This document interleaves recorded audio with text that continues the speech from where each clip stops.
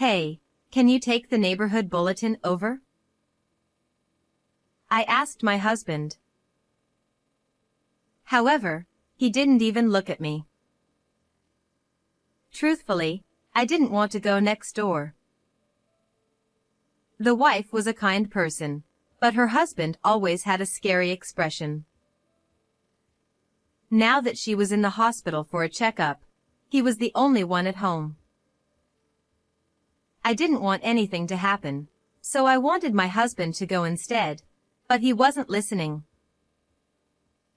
Reluctantly, I took the bulletin and went next door, ringing the doorbell. The door opened, and he appeared with a stern look on his face. I brought the neighborhood bulletin. Even when I said that, he didn't respond. On the contrary, he scanned the surroundings, as if checking if anyone was around. His actions gave me a bad feeling, and I tried to escape. But he grabbed my arm and pulled me into the house. "Stop it." But with a serious expression, he whispered in my ear. "There's something I want to show you." I had no idea what he meant. But when I saw it, I was thrown into utter despair. My name is Maddie. I met my husband Brian while working at a major company as a businesswoman. He seemed to fall for me at first sight, and immediately began pursuing me. He was an elite, having graduated from a prestigious university and landing a job at a big company, so he had absolute confidence in himself. Because of that, his arrogant attitude rubbed me the wrong way, and I couldn't get a good impression of him. I tried to subtly reject him, but he persisted, undeterred. In the end, I gave in and started dating him, which eventually led to marriage. I quit my job and moved into the apartment he had rented. I envisioned a happy life, but after the wedding, his attitude toward me became increasingly careless. For example, whenever I watched the news and shared an opinion, he would sneer at me and say, "You don't understand anyway, so just stay quiet." He belittled me. Sure, my education wasn't as good as his, and I wouldn't say I was particularly smart. But being mocked every time I spoke was incredibly painful. Still, since he was busy with work and often away, I managed to endure it. Plus, the birth of our beloved daughter Zara became my greatest joy. He also seemed genuinely happy about her birth, and his bad attitude toward me lessened somewhat. Although he never helped with the childcare, he acted like he knew everything and constantly gave orders. But nothing serious happened, and Zara grew up healthy, eventually becoming a grade schooler. At that point, the apartment we were living in started feeling cramped, so I suggested, "Zara's going to keep growing, and we should prepare a room for her. Let's move to a bigger apartment." That's a good idea for once. I've been thinking about moving too. Let's get a house instead of an apartment. Buying a house? Do we have the money for that? That's not something for you to worry about. I'm the one earning the money, remember? If we buy a house, it'll boost my status at work too. With that, he started looking for properties on his own. Even when I expressed my preferences. You have no taste.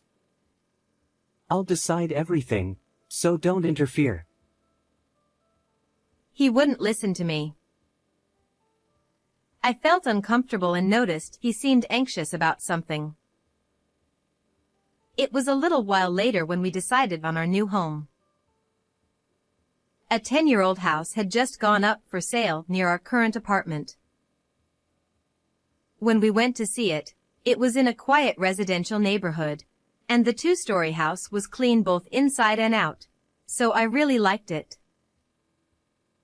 However, the price was a bit over our budget, so I begged my parents for help, and we finally set a date to move in. I couldn't wait, but for some reason, my husband had a troubled expression. Despite his initial confidence, he now seemed distant, giving half-hearted responses. "Hey, you've been looking down lately. Is something wrong?" Nothing. That was all he would say. However, I interpreted his change in attitude as a positive thing, thinking he was simply feeling the pressure of having to pay the mortgage. "Hey, I'm thinking of getting a job. Zara doesn't need as much attention anymore." Sure, why not? Hoping to relieve some of his pressure, I started working part-time. With my parents' support and no time to worry about his attitude, I tried to focus on my new routine. Fortunately, both the house and the surrounding environment were wonderful. There weren't any noisy neighbors, and there were many children who attended the same school as Zara. The local community welcomed us warmly, and I had no concerns about our life here. Best of all, our neighbor was kind and often helped us. She was a big woman who drank frequently, with streaks of gray in her hair, and always laughed loudly. She seemed to be well liked in the neighborhood, known for being a helpful lady. On the day we moved in, she came over and spent about an hour talking to us about the local community and neighborhood relationships. Her children had already left the nest, and she now lived with her retired husband. She called it her retirement life and would often come over to give Zara little snacks as gifts. Zara adored her, running to her excitedly whenever she visited, eager to talk about school and her friends. While she was lovely, her husband was different. In contrast to his sociable wife, he was a quiet man with short, graying hair and tanned skin. His brow was always furrowed deeply, and his mouth set in a straight line. He had the appearance of an old-fashioned, stubborn father, and when I greeted him, he barely responded, often glaring silently. He was small in stature but had an overwhelming presence that even the other neighbors seemed to avoid. According to his wife, he used to work in construction and now enjoyed gardening in his retirement. She laughed heartily, saying he was just shy, but I couldn't shake my discomfort around him. My husband felt the same way. One day, he came home complaining. "Hey, what's with that guy next door?" "What happened?" "Nothing. But he keeps glaring at me from a distance. It's creepy. I don't want to get involved with people like him. You shouldn't get too close either." Sure, he was scary, but his wife was genuinely kind. Sometimes, Zara would go over to their house to play. Honestly, I was worried about her being there with him, but I figured it was fine if his wife was around. Besides, with my part-time job keeping me busy, I was grateful for the help. My husband wasn't involved in parenting, and my parents lived far away, so I couldn't rely on them. That's why I depended on our neighbor. Thankfully, no incidents occurred, and the days passed peacefully. But little changes began to emerge in our lives. One day, after coming home late from work, I found the house empty. After waiting a while, Zara came home looking guilty. "Hey, Zara, you've been coming home late recently. What have you been doing?" Nothing. I've just been at a friend's house. She avoided eye contact. In the past, she would come straight home from school, eager to tell me all about her day. Her change in behavior planted a seed of unease in my heart. What's more, she had been going over to the neighbors even when the wife wasn't there, meaning she was spending time alone with him. Worried, I tried to warn her, but she wouldn't listen and started avoiding me. She also became strangely reluctant to change her clothes in front of me, quickly dressing in secret. It wasn't just Zara who had changed. My husband also started coming home unusually early. His mood and behavior, which had been off during the move, seemed to be getting worse. As soon as he got home, he would flop onto the couch, staring at his phone. "You've been busy, but is it okay to come home so early?" It's just a slow period. What, do you not want me around? Even though he was home, he didn't help with anything. His constant bad mood made it suffocating to be around him. Zara seemed scared of him, avoiding being in the same room and retreating to her own. Worried, I approached my husband about Zara's behavior. "Hey, Zara's been acting strange lately. Do you know anything?" How should I know? You deal with it.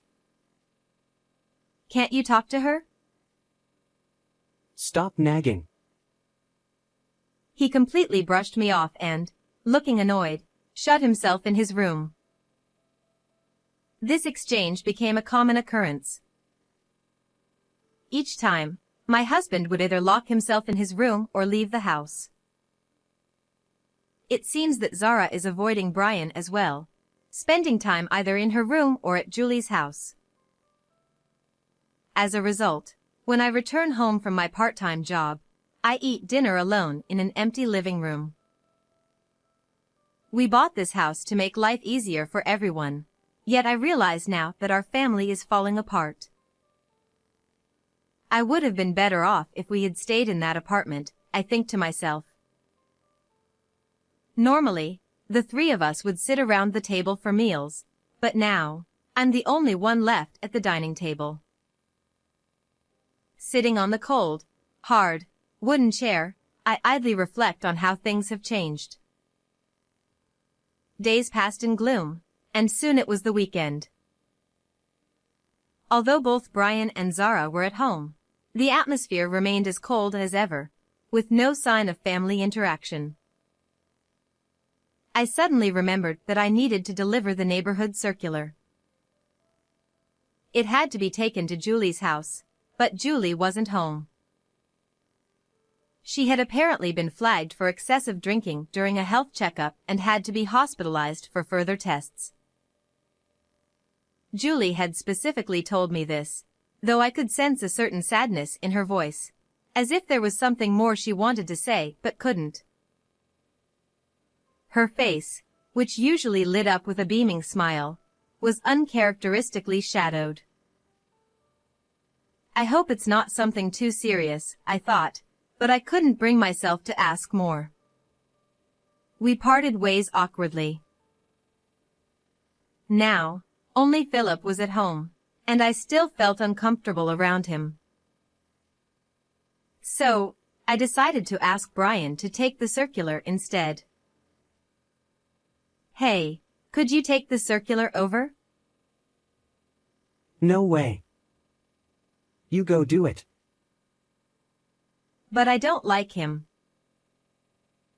What are you talking about? Julie will be there, right? She's in the hospital now. Don't lie. You're just trying to get out of it. Just go already. Brian seemed convinced that Julie was at home. "I told you, she's not there." Shut up. You're always talking nonsense. You'll probably end up chatting for ages anyway. Just go. There was no point in arguing any further. Brian was lying on the sofa, staring at his phone, not even looking in my direction. Realizing it was a waste of time, I decided to take the circular myself. As I was about to leave, Zara called out to me from behind. Mom, are you going out? When I turned around, I saw Zara peeking out from behind the staircase wall, half of her face visible. I'm just dropping off the circular. I'll be right back. I want to come with you. What? Julie's not there, so it won't be any fun. I'll be back soon. Despite my words, Zara refused to listen. No, I want to go. I said no. Be a good girl and wait here. I'll play with you when I get back. I was already tired from the pointless argument with Brian. The last thing I needed was to deal with Zara's whining too. She clung to me until the last moment, but I gently reassured her and left the house. Just as I locked the door behind me, I thought I heard Brian yelling faintly. But since he's not one to raise his voice, I shrugged it off and headed next door. I took a deep breath and rang the doorbell. After a moment, Philip appeared, looking as sour as ever. I brought the circular. I handed it over, but Philip didn't reach for it. He just glared at me in silence, then leaned out slightly, scanning the area around the house. There was no one in sight. His strange behavior made me even more uneasy. Is something wrong? I was trying to hand the circular over quickly and leave, but suddenly, Philip grabbed my arm. What are you doing? I was so scared that my voice came out in a whisper. Philip ignored my words and, with incredible strength, began dragging me inside the house. I struggled with all my might, but I was no match for his strength. I was helplessly pulled into the entryway. Please, stop. My body trembled with fear, but it seemed like Philip was focused on something else. Be quiet. Come with me. Philip spoke in a low voice, dragging me by the arm, still wearing his shoes, to the back door. He led me outside and around to the yard. There was a block wall and a hedge between my house and Philip's, making it impossible to see either house from the other. I had no idea why Philip was doing this, but I had no choice but to follow. Philip stopped in front of a small hole in the hedge, just big enough for a child to fit through. He stuck his head through the hole, as if checking something. Then, he pulled back and looked at me. Look through here. I had no idea what was going on, but I did as I was told and peered through the hole. I could see my house's yard and even part of the living room through the open curtains. Inside, Brian and Zara were talking, though I couldn't hear what they were saying. What caught my attention, though, was how strange their interaction seemed. Brian was talking to Zara, but since his back was to me, I couldn't see his face. Zara, however, had a look of pure fear on her face. Suddenly, Brian grabbed Zara's shoulder and pushed her. What? I whispered to myself. But that wasn't the end of it. Brian raised his hand and struck Zara, who was lying on the floor crying. Zara's face was red with tears as she tried to crawl away, but Brian grabbed her clothes and hit her again. I couldn't believe what I was seeing. Brian had never been a great husband, but he had never once raised his hand against Zara before. I stood there, frozen, unable to speak, my hand covering my mouth. I wanted you to see this. You wouldn't believe me if I just told you. Startled by Philip's words, I looked up at him. His face was twisted in fury as he glared at Brian through the hedge, veins bulging at his temples. Could it be Zara? Overwhelmed with concern for Zara, I left Philip behind and rushed back to the house. As soon as I opened the door, I heard Brian shouting, Go ahead, tell your mom. See what happens. At the same time, I heard Zara sobbing. I ran to the living room without even taking off my shoes. There, I saw Zara lying on the floor, with Brian towering over her. I rushed to Zara and cradled her small body in my arms. Oh, you're back. Brian seemed surprised to see me home. I glared at him with all the anger I could muster. What the hell is going on here? But Brian showed no sign of remorse and just shrugged. What? It's discipline. Zara was misbehaving. I looked down at Zara's face. Tears streamed down her cheeks as she shook her head. That was all the confirmation I needed. Zara, go to Philip's house.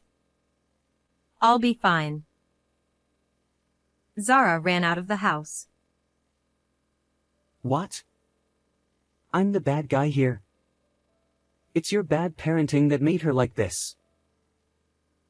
You've never even helped with raising her, so how can you say that? My words seemed to hit a nerve. Shut up. You think you can talk to me like that when you're nothing? I'm sick of being treated like a fool by everyone. Brian charged at me, and in my fear, I ducked down. Brian tripped on the carpet and fell towards me, our foreheads colliding with a loud thud. Ouch! What the hell are you doing? Brian shoved me away while holding his forehead. I stumbled, overwhelmed by the sudden impact, and collapsed onto the floor. Brian's face turned red, his eyes bloodshot, and he glared at me while breathing heavily through his shoulders. I won't forgive you anymore. Muttering those words, he lifted a wooden chair and aimed it at my head. Dizzy, I couldn't get up or escape. This is it, I thought, resigning myself to my fate, and squeezed my eyes shut tightly.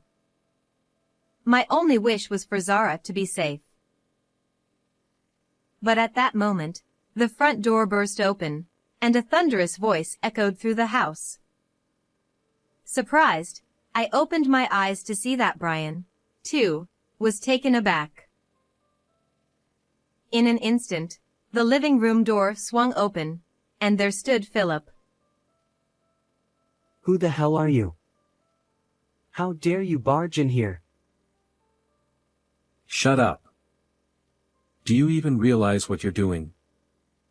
You should be ashamed of yourself. Without hesitation, Philip charged at Brian. Don't you dare lecture me, you lowlife. Brian roared angrily and hurled the chair with all his strength at Philip.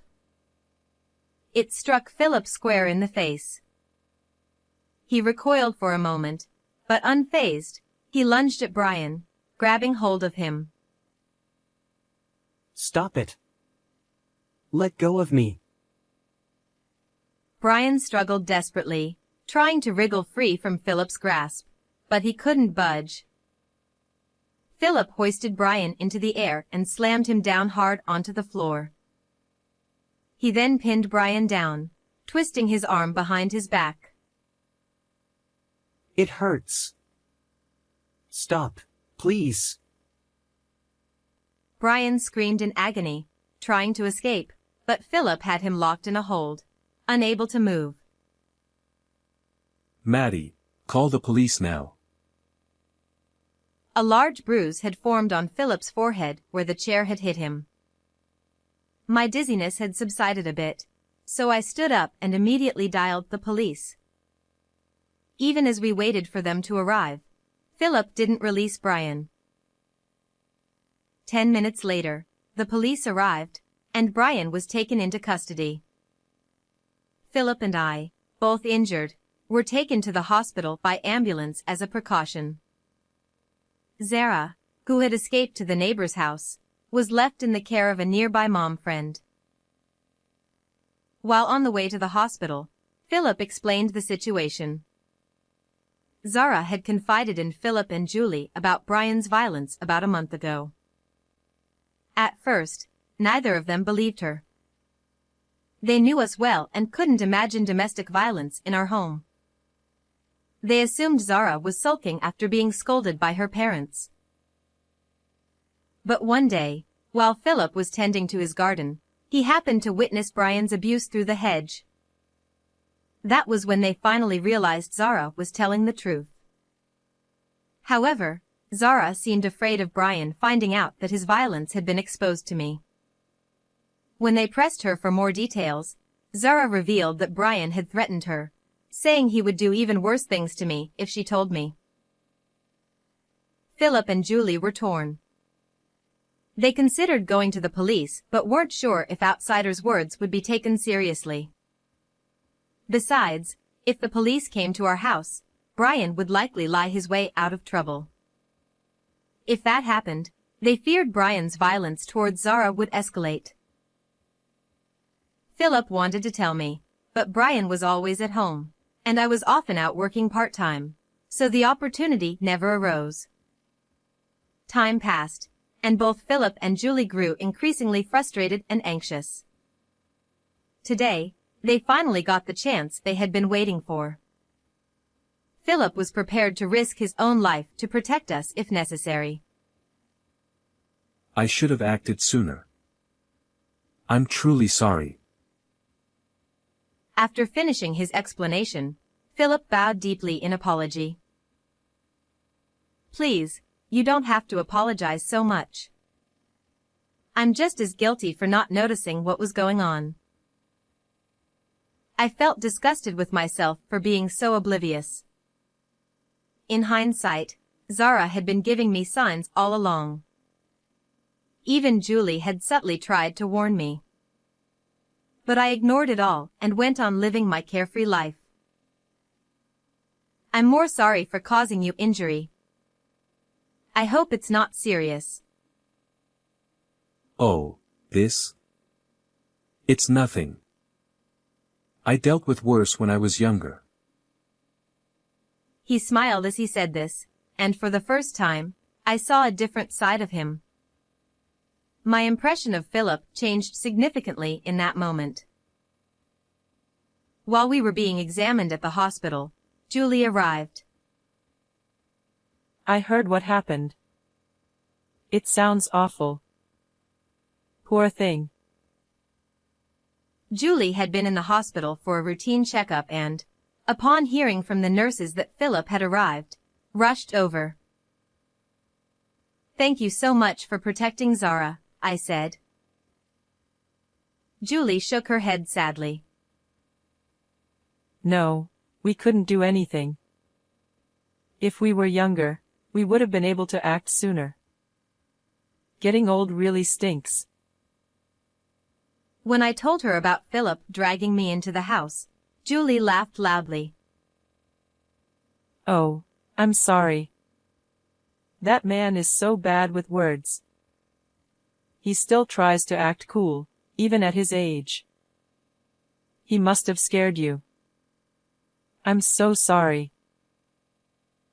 Hearing Julie's hearty laugh made all the fatigue of the day melt away. Luckily, our injuries weren't serious. However, as the police investigation began, Zara underwent an examination at the hospital. It turned out that she had numerous bruises hidden under her clothes, evidence of the continuous abuse she had endured. Brian was arrested, and I was questioned as a possible accomplice. But thanks to testimonies from Julie and others, my innocence was quickly proven. As the police dug deeper into Brian's life, more of his secrets came to light. It turned out that Brian had quit his job long ago, around the time we decided to buy our house. His abrasive personality had caused him to become increasingly isolated at work. Having never faced failure before, Brian refused to admit his faults. When he was accused of mistreating a junior employee, it escalated into a major scandal within the company. Fearing that the issue would become public, the company tried to resolve it by transferring Brian to a remote location. But his pride wouldn't allow him to accept the demotion, and he refused. Angered, the higher-ups fired him. Unable to face me, Brian kept his unemployment a secret, fearing I would gain the upper hand in our relationship. He thought he could find a new job quickly, but that didn't happen. Desperate, Brian turned to gambling as an escape. At first, he won and managed to pass it off as his salary, but recently, he'd been losing. To cover the losses, he borrowed money. Having hit rock bottom, Brian took out his frustrations on Zara. I was overwhelmed with shame. If only he had confided in me sooner, we might have found a solution. But it was too late. Brian went to prison, and I'd divorced him. His parents apologized to me and took on his debts, paying me alimony as well. For now, I'll be able to get by financially, with support from my own parents as well. At first, Zara seemed shocked, but thanks to the people around her, she soon started smiling again. I considered moving, but Zara didn't want to leave. She said that staying here meant having Julie and Philip close by, and her school friends lived nearby too. So, we stayed. Julie is still in good health, and she dotes on Zara like her own grandchild. Since that day, Philip has also started greeting me with a warm smile.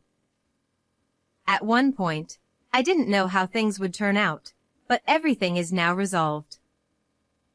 I'm grateful to the people around us and living a peaceful life. How was today's story? Please don't forget to subscribe to the channel. See you in the next video.